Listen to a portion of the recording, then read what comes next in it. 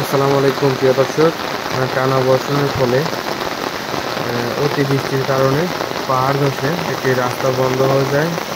তারপরে হেলথ সদস্যদেরকে নিয়ে রাস্তাগুলো পরিষ্কার করে মানুষের যাওয়া আসার জন্য সুযোগ করে দিলাম। তো সবাই দোয়া করবেন, সকলে দোয়া করবেন যেন এরকম ভালো কাজ করবে মানুষের পাশে থাকতে পারে। সকলকে ধন্যবাদ। আর যদি ভিডিওগুলো ভালো লাগে অবশ্যই আপনারা শেয়ার করে দিবেন এবং ফলো করতে তো ভুলবেন না। ধন্যবাদ।